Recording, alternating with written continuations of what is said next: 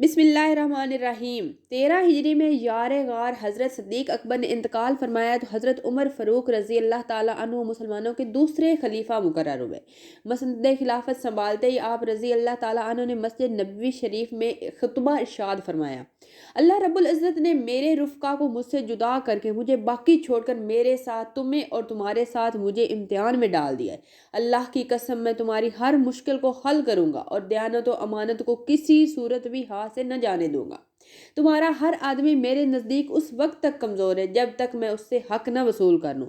یا اللہ میں سخت ہوں، مجھے نرم بنا، کمزور ہوں، قوت عطا فرما، سخی بنا۔ اس کے بعد حضور اکرم صلی اللہ علیہ وآلہ وسلم نے حضرت عمر فاروق کے بارے میں متعدد بار مختلف مقامات پر ارشاد فرمایا۔ ایک جگہ آپ صلی اللہ علیہ وآلہ وسلم نے ارشاد فرماتے ہوئے کہا کہ شیطان عمر کے سائے سے بھی دور بھاگتا ہے۔ پیارے دوستو، دعائے رسول صلی اللہ علیہ وآلہ وسلم کا ثمر حضرت عمر فاروق کی شان و عظمت اور دور خلافت کی اہمیت کو مسلم مورخین نے ہی نہیں بلکہ غیر مسلم مورخین نے بھی تسلیم کرتے ہوئے شاندار خراج تحسین پیش کیا ہے۔ ایک دور میں مائیکل ہارٹ کی ایک کتاب دا 100 کو شہرت نصیب ہوئی، جس میں مصنف مائیکل ہارٹ نے تاریخی انسانی کی 100 عظیم ترین شخصیات میں حضرت عمر فاروق کی خدمات کو نمایاں طور پر درج کیا۔ کتاب کا مصنف اگرچہ یہودی ہے، تاہم اس نے سب سے پہلے نمبر پر پوری انسانیت کے محسن اور حبیب رب کریم اور حضرت عمر فاروق کے مربی و مولا حضور اقدس صلی اللہ علیہ وآلہ وسلم کا ذکر خیر کیا۔ پیارے دوستو، اب ایک جھلک حضرت عمر فاروق کی عجز و انصاری کی طرف دیکھتے ہیں۔ خلیفۃ المسلمین امیر المومنین منتخب ہونے کے بعد حضرت عمر فاروق خطاب کے لیے منبر پر تشریف لائے۔ اس سیڑھی پر بیٹھ گئے جس پر یار غار حضرت صدیق اکبر اپنے پاؤں مبارک رکھتے تھے۔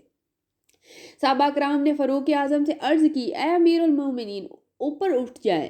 فاروق اعظم نے فرمایا، میرے لیے یہی کافی ہے، مجھے اس مقام پر بیٹھنے کو جگہ مل جائے جہاں حضرت ابو بکر صدیق اپنے پاؤں مبارک رکھا کرتے تھے۔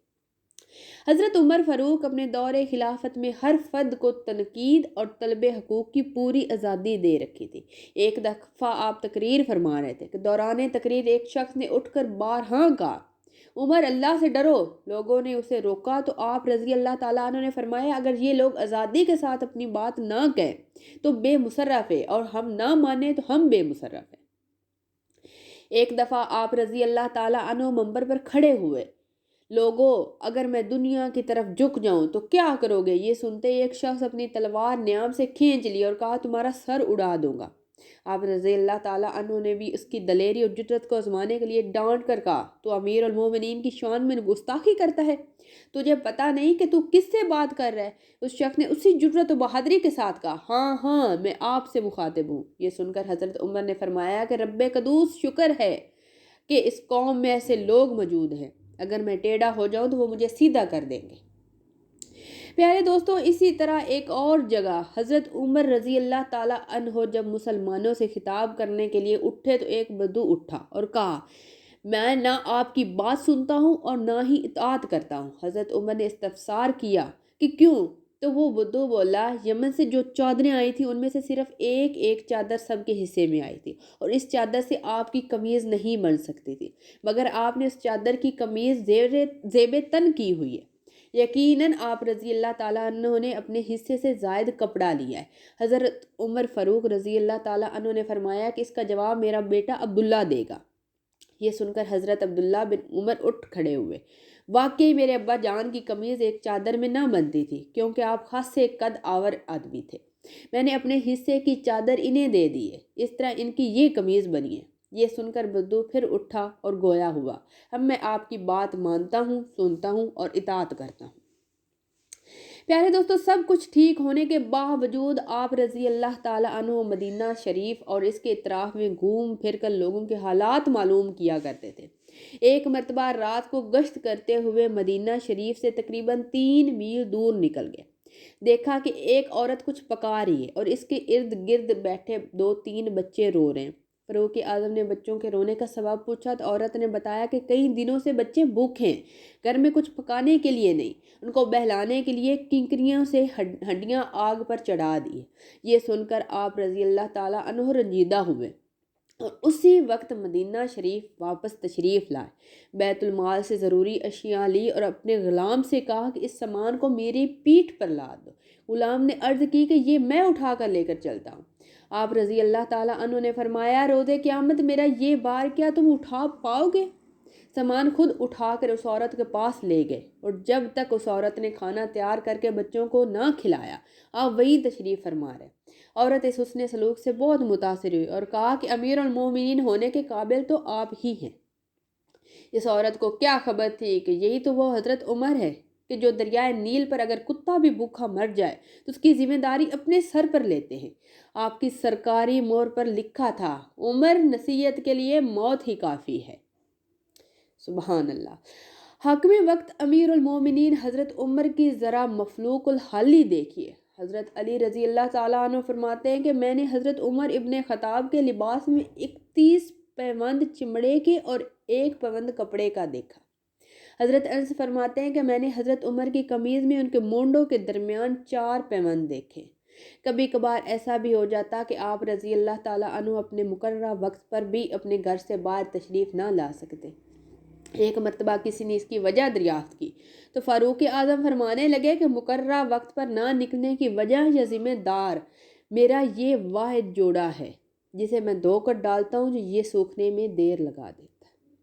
حضرت عمر فاروق کا دور خلافت بالخصوص عدل و انصاف اور احتساب کے حوالے سے بے نظیر، بے مثال اور بڑا معروف ٹھہرا ہے۔ آپ رضی اللہ تعالیٰ عنہ فرماتے تھے کہ اپنا محاسبہ کرو قبل اس کے کہ تمہارا محاسبہ کیا جائے۔ اپنا کیا ہوا محاسبہ تمہارے حساب کتاب کو روز محشر آسان کر دے گا۔ پھر فرمایا کہ اپنے اعمال کا وزن کرتے رہو قبل اس کے کہ تمہارے لیے میزان کھڑی کی جائے۔ اپنے آپ کو بڑی عدالت کی پیشی کے لیے تیار رکھو جس دن تمہاری کوئی بات بھی چھپی نہ رہے گی۔ معزز دوستو، آپ رضی اللہ تعالیٰ عنہ کے دور میں حضرت ابو ہریرہ کو بحرین کا گورنر مقرر کیا گیا۔ جب حضرت ابو ہریرہ بحرین جانے لگے تو 10,000 دینار بھی ساتھ لے لیے۔ حضرت عمر نے فوراً اس کا مواخذہ کیا اور پوچھا کہ یہ اتنا مال کہاں سے آیا ہے، اس کا حساب پیش کیا جائے۔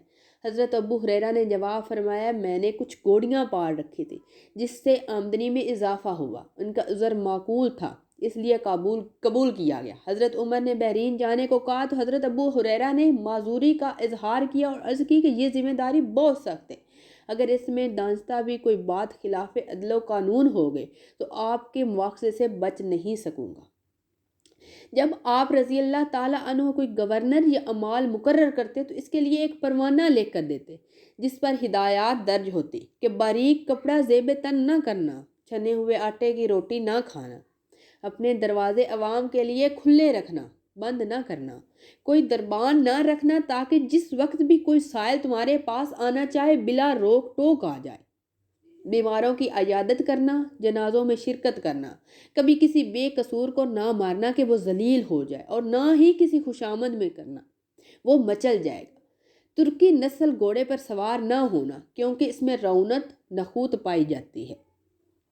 اسی طرح ایک اور موقع پر آپ رضی اللہ تعالیٰ عنہ نے گورنر کو مخاطب کرتے ہوئے ارشاد فرمایا کہ یاد رکھو، رعایا اس وقت تک حاکم کی پیروی کرتی ہے جب تک وہ اللہ رب العزت کی پیروی کرتا ہے۔ جب وہ احکام رب قدوس سے روگردانی کرتا ہے یا سرکشی اختیار کرتا ہے تو رعایا بھی اس کے احکام سے سرکشی اختیار کرتی ہے۔ جب وہ فسق و فجور کرتا ہے تو رعایا بھی اس سے بڑھ کر فاسق و فاجر ہو جاتی ہے۔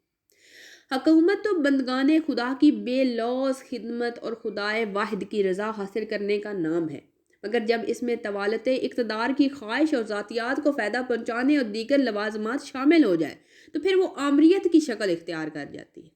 حضرت عمر فاروق رضی اللہ تعالیٰ عنہ نے جب خالد بن ولید کو سپہ سالاری سے معزول کیا تو آپ نے اس حکم کو منو ان تسلیم کیا کیونکہ ان کا مقصود صرف اور صرف رضائے الہی تھا، نہ کہ طلب عہدہ و اقتدار۔ فاروق اعظم کا دور خلافت مسلمانوں کی فتوحات، ترقی اور عروج کا دور مبارک تھا۔ مسلمان اس قدر خوشحال ہو گئے تھے کہ لوگ زکوٰۃ لے کر نکلتے تھے اور انہیں زکوٰۃ لینے والے نہ ملتے تھے۔ ہمیں ایسے ہی دور کا انتظار ہے۔